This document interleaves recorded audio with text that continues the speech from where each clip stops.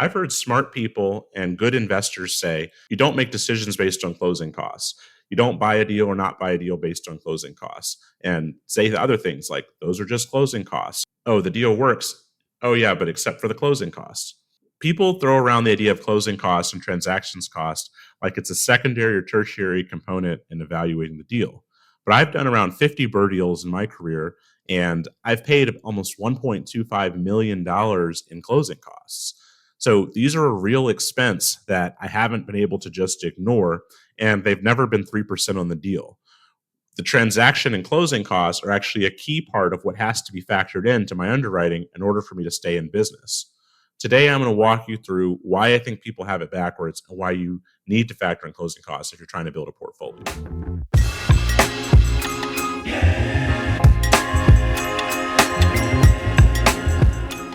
First, where I agree with the people saying it's just closing costs.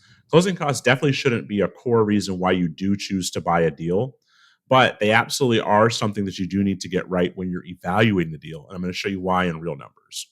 So, in my market, and a lot of markets that are cash flow markets where people are buying deals consistently using strategies like BRRRR and things like this, a typical deal that I buy is around $100,000 with an ARV around $200,000.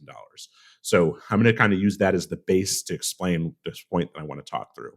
So the closing costs and transactions costs when you buy the deal are around $12,000 up front and another $13,000 at refi, or 13 and 12, whichever way it ends up going, ends up being around $25,000 total.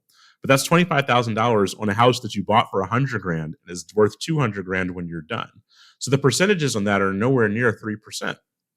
So what actually makes up all of these transactions costs? There's a lot of different components that go into it. So the first is the lender costs. So that's the points and fees and lender charges. On a typical deal of this type, those are going to run somewhere in the $5,000 to $6,000 range. Then you have title charges, you have title insurance, title fees, various like legal fees. Those run another $2,000 to $3,000. You also have transfer and recordation taxes from the government, which vary by location, but you're already close to 9% of the purchase price with just those first two. And the transfer and recordation in my market are another couple grand. Then you have taxes and insurance prepaids, which are another couple grand. So when you add all of this up together, you're at roughly $12,000 to $13,000, and that's just at the purchase. Then when you get to the refinance, you end up paying most of those same costs again. You don't pay all the prepaids again, like the insurances and taxes and things like that, but you are paying to do recording on a new increased loan balance, and you're paying more points because it's a bigger loan amount, and you have to pay a lot of the title fees all over again. So the reason that these costs are so high, because a lot of people are thinking, well, how can that be? How can you be paying 10, 12% in closing costs and transactions costs? The reason is because when you're buying less expensive deals, which we often are when we're buying rentals for cash flow, you run into minimum charges. So if you think about it, for a title company, they can charge you less for a less expensive deal, but there's still some sort of minimal amount of cost that they have to charge you for the attorney to take the time to prepare the documents, whether the property costs $15,000 or $50,000 or $200,000. Now, they may charge even more if it costs $5 million, but the point is when you run into those minimum charges, start having the transactions fees that you have to pay be a really high percentage of the deal. And here's the part that people miss. If you don't factor in these closing costs, the money still has to come from somewhere. So like in my case, for example, if I do 20 deals a year and I just don't count the closing costs, that's $25,000 a deal of closing costs at the purchase and the refinance, where you have a second set of closing costs with the BRRRR deal.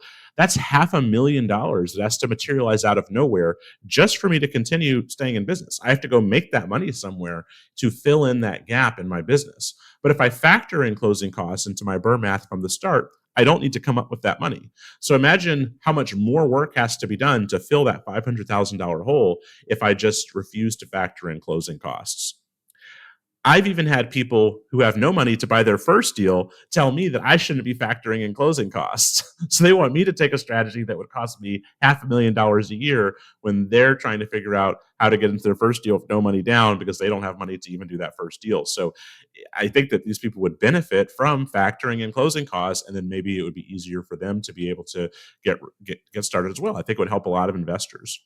So just to be clear, there's nothing wrong with building a separate business in order to fill in that $500,000 hole. It's just that it depends on whether you want to build another business and how much work you want to do in that regard. It can be a good form of discipline. One of the most successful investors in the Baltimore market intentionally does that. He always leaves that much money in the deal for the soft costs, and that's his choice. It's okay to do, but from my perspective, I would prefer to recover that money if possible. And so I could go ahead and do the next deal. So I don't have to build a whole additional business alongside the business that I've already built of acquiring rentals. So the main takeaway here is that you just can't ignore closing costs. You're going to have a business that's ongoing, purchasing rentals on a consistent basis year in, year out. You have to come up with a strategy to deal with the closing costs. That can be something like building another business to try to pay them from the outside, or it can be factoring them into your deal properly so they're properly accounted for. But either way, they need to be taken into account. There's a bunch of other ways you could structure deals where you'd have lower transactions costs and things of that nature with conventional loans and other products. But I haven't found anyone that's building a portfolio with any type of pace and scale that's using those products, because those products have various limits. They have 6-month seasoning periods. They have caps on how many loans you can have. They're just not designed to be utilized for a business. So all of this that I was laying out was sort of from the vantage point of a bit of loans that people would utilize for an actual business of building a rental portfolio. So all that said, it's up to you. For me, I'm going to factor in the closing costs because I don't want to have to come up with $500,000 a year in order to keep growing my business. If you want to take a different approach, that's fine. But I really think people have to set aside this idea of the 3% and to set aside this idea that the closing costs don't matter, because they do. It's real money, whether you're factoring it in or not.